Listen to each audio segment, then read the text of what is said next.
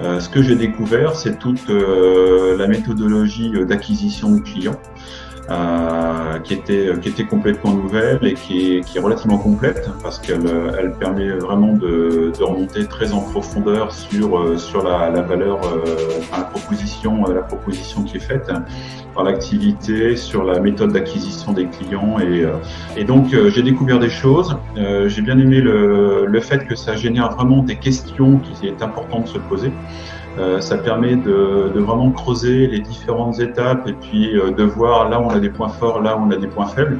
Et surtout, ce que j'ai particulièrement apprécié, c'est qu'à l'issue de cette méthodologie, il en sort un plan d'action avec une priorisation des actions les plus urgentes qui permet de savoir réellement sur quoi se focaliser parce qu'une des difficultés lorsqu'on démarre une activité, c'est d'être un petit peu noyé sous l'ensemble des choses à faire et on ne sait pas trop par quel bout prendre la problématique.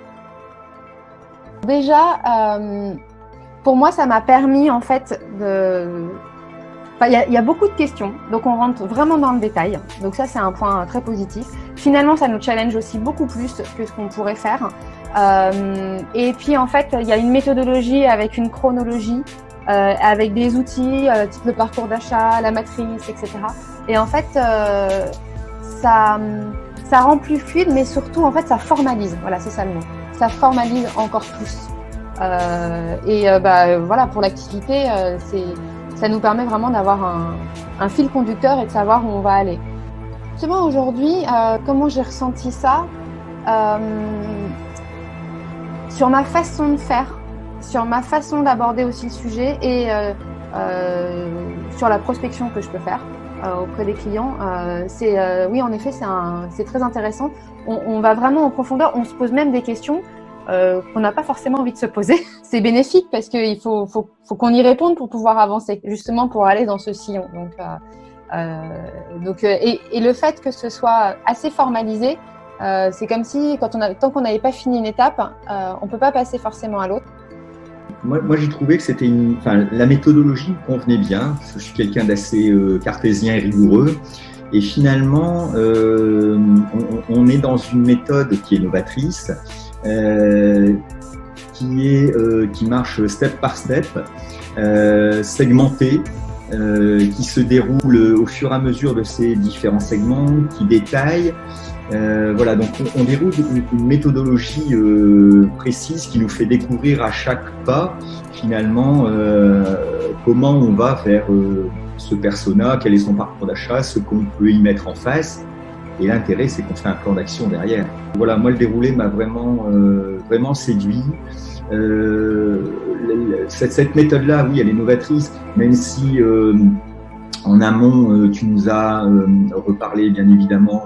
Bon, c'est des choses qu'on a pu rencontrer à un moment ou l'autre en fonction de son parcours, mais c'était très bien. Je pense que c'est bien un moment de se réimprégner, réimprégner en fait de ces sujets-là et d'aller sur cette nouvelle méthodologie que j'ai senti un peu comme je l'avais dit, comme un espèce de marketing de la démarche client et de mon marketing que je mets en face finalement et que j'essaie de faire correspondre. Et voilà, moi c'est une méthode qui me va très bien. C'est vrai que ça m'a permis d'avoir vraiment une vision globale sur mes acquis et sur mes manques aussi. Effectivement, c'est là où je me suis rendu compte que ma cible était beaucoup plus large que je l'avais imaginé au départ. Et ce qui m'a fait me rendre compte aussi que dans le futur métier que j'ai envie de faire, en tant que conseillère en images, je manquais aussi de formation. Donc c'est vrai que le fait de voir, de remettre tout par écrit, d'échanger, ça permet aussi de faire vraiment un point à un temps T et de se rendre compte vraiment de mes connaissances qui étaient insuffisantes. Donc l'acquisition stratégie design elle m'a avant tout permis de mieux définir ma cible, ma clientèle. Au début, c'était très spécifique sur une cible. Et au final, donc en l'étudiant avec toute cette stratégie, je me suis rendu compte que c'était trop spécifique, trop fermé, et que le public sur lequel je me restreignais avait pas forcément un pouvoir d'achat qui m'aurait permis de développer l'activité. Donc ça m'a poussé à chercher une clientèle plus grande et donc à remettre aussi en question une partie de mon projet. Et j'ai trouvé donc cette clientèle, et donc c'était beaucoup plus intéressant après et beaucoup plus comment je pourrais dire intéressant de travailler là-dessus.